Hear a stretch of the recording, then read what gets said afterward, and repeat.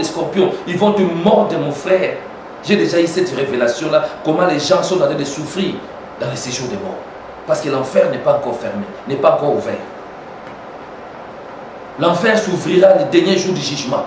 Quand ceux qui sont dans le séjour des morts, quand ceux qui sont dans le paradis iront dans la nouvelle Jérusalem, alors ceux qui sont dans le séjour des morts, ils feront le transfert. Ils seront transférés maintenant dans les 7 tonneaux de l'enfer. Il y a 7 tonneaux.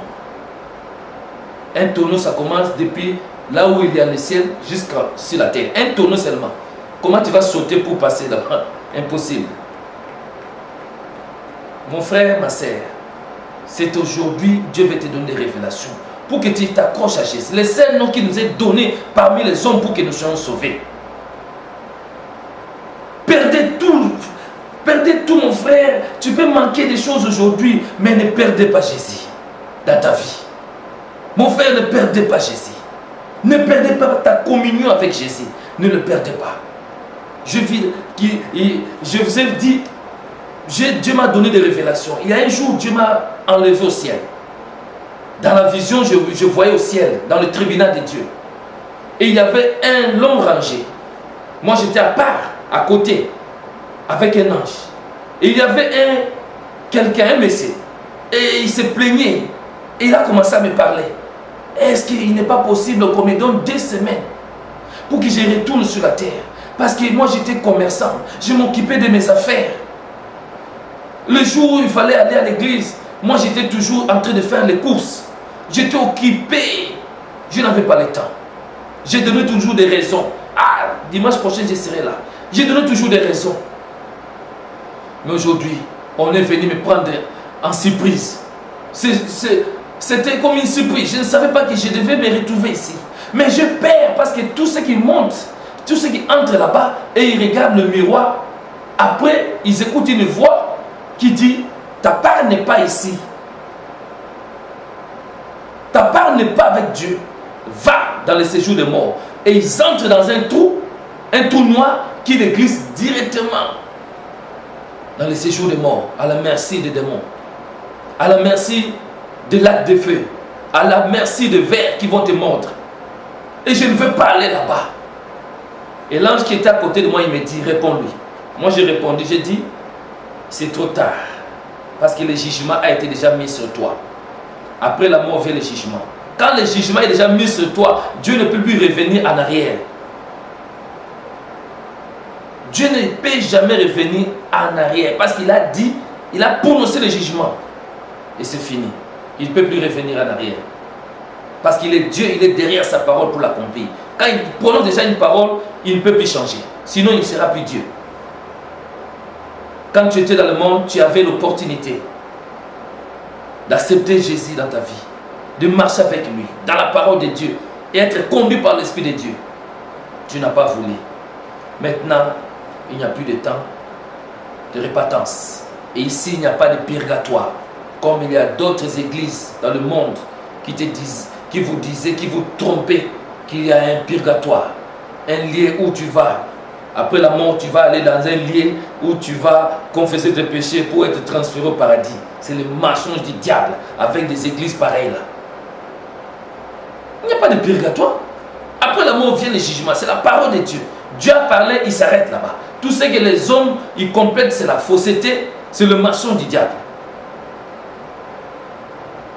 Je vous donne ce témoignage, ça peut réveiller ton esprit. Aujourd'hui t'appartient. Demain peut ne pas exister pour toi. Si tu attends, selon Hébreux 4, verset 7, si tu attends la voix de Dieu aujourd'hui, n'endurcissez pas ton cœur.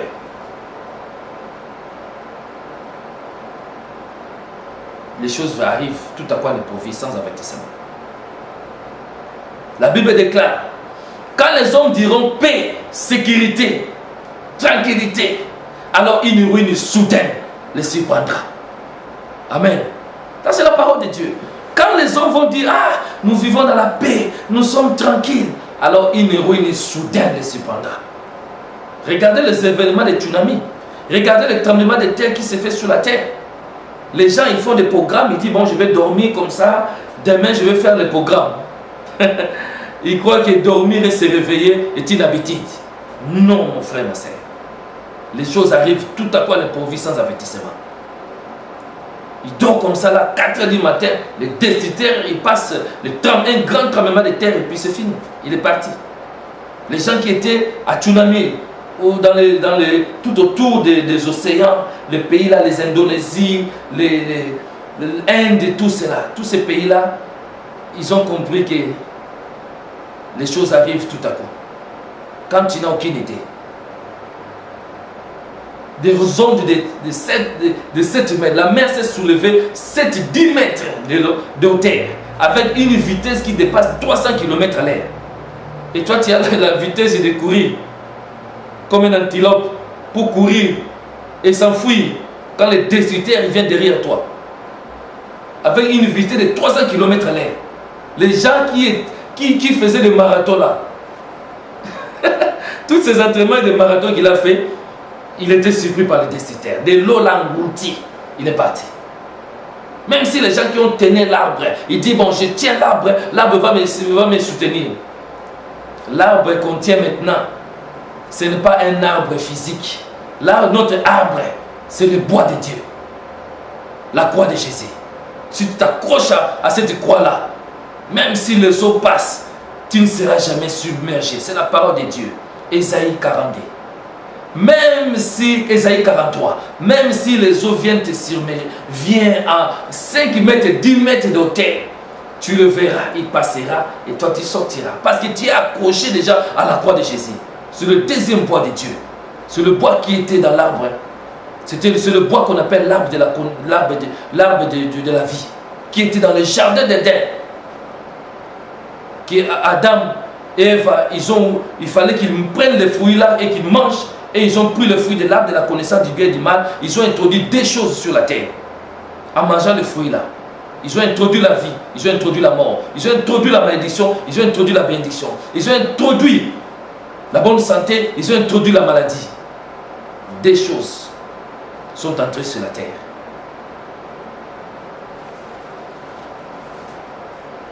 Sache que ce n'est pas Dieu qui est l'auteur de notre malheur. Mais c'est nous-mêmes qui ont fait introduire des choses sur la terre. La connaissance du bien et du mal. Le bien et le mal. La mort et la vie. Des chemins. Il y a toujours des chemins. Il y a toujours des choses. Soit tu es en bonne santé, soit tu es malade. Comprenez la parole de Dieu. Ne pointez jamais le doigt à Dieu. Seigneur, mais c'est ta volonté. Pourquoi tu me laisses comme ça? Pourquoi tu me laisses? Au lieu que tu te mets debout, tu te soumets à l'autorité de Dieu, tu commences à résister à la maladie.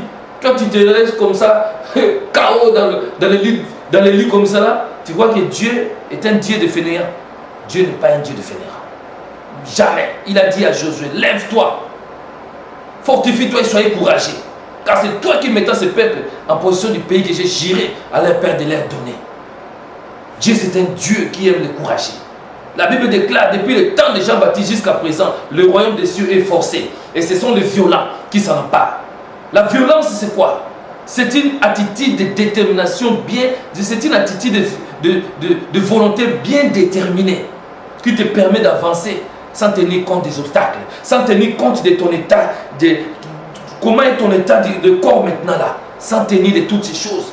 Tu avances, mon frère, ma frère, tu commences à écraser l'ennemi, tu commences à arracher, à battre les maladies, les myomes, les fibromes, tu te mets debout. Seigneur, c'est mon corps est pour le Seigneur pour mon corps. Seigneur, si tu es vivant, l'Éternel Dieu des armées dont je suis le serviteur est vivant. Père, au nom de Jésus, je me soumets à ton autorité, je résiste au diable, je résiste à tout ce qu'il a planté à moi. Car la Bible déclare, toute plante qui n'a pas planté mon Père doit être déracinée, doit être abattie.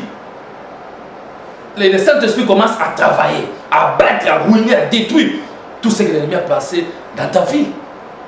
Seulement, si tu te soumets à l'autorité de Dieu, si tu te mets debout, tu commences à résister à l'ennemi, Dieu commence à travailler avec toi. Dieu commence à agir. Dieu n'est pas l'auteur de ton malheur. Faites l'examen de discernement, le jugement de soi. Tu verras qu'il y a quelque part où tu es tombé.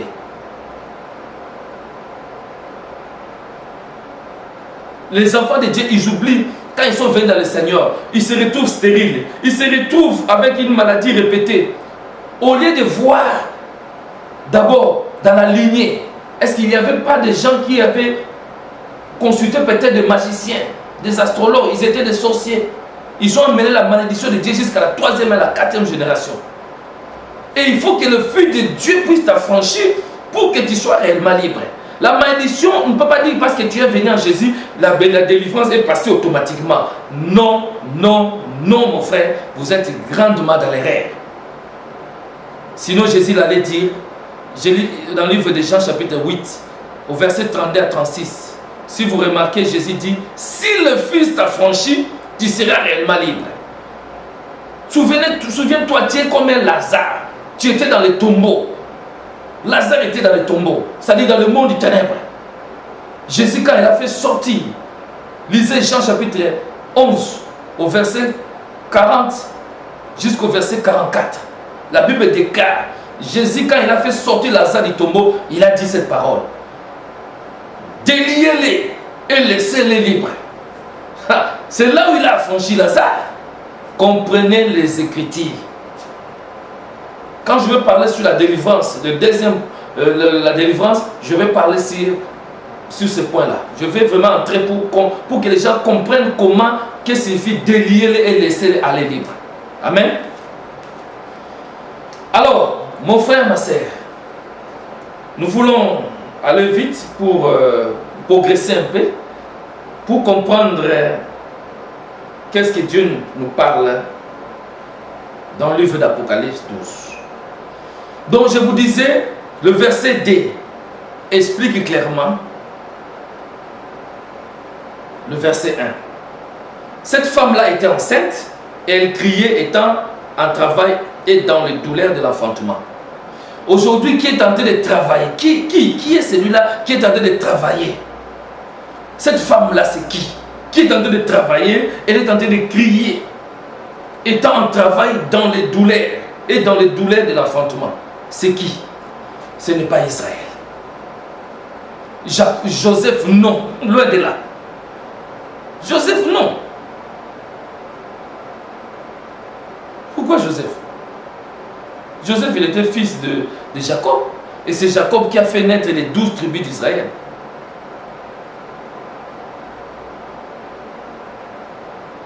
Mon frère, comprenez les Écritures. La femme dont on parle ici, c'est l'Église. Mais ce n'est pas l'Église véritable.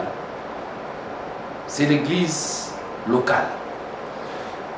Qui a commencé depuis le temps de la Pentecôte. Parce qu'Israël, dans ce moment ici, il ne peut pas être la femme qui est enveloppée du soleil et la lune sous ses pieds. Pourquoi? C'est parce que il est dans la perdition. La femme est dans la perdition. Israël est en perdition. Il a rejeté Jésus. Le Messie que Dieu a envoyé, il a rejeté le Messie. Le Messie a été rejeté. Et Israël n'est plus la femme de Dieu. Comme dans l'Ésaïe 54. Israël était la femme de Dieu. Dans l'Ancien Testament, Israël était la femme de Dieu. C'est pourquoi tous ceux qui voulaient faire du mal contre Israël, Dieu les frappait. Parce que Dieu avait dit à Abraham, je maudirai ceux qui te maudiront et je bénirai ceux qui te béniront. Et quand Israël est venu, venant de la postérité, qui sont la postérité d'Abraham, Dieu l'a pris comme sa femme. Selon l'alliance qu'il a fait avec Abraham. Israël était devenu la femme de Dieu. Et tous ceux qui maudissaient Israël, ils étaient aussi maudits. Tous ceux qui combattaient Israël, ils combattaient Dieu et Dieu le frappait. Aujourd'hui, Israël est resté avec une grâce.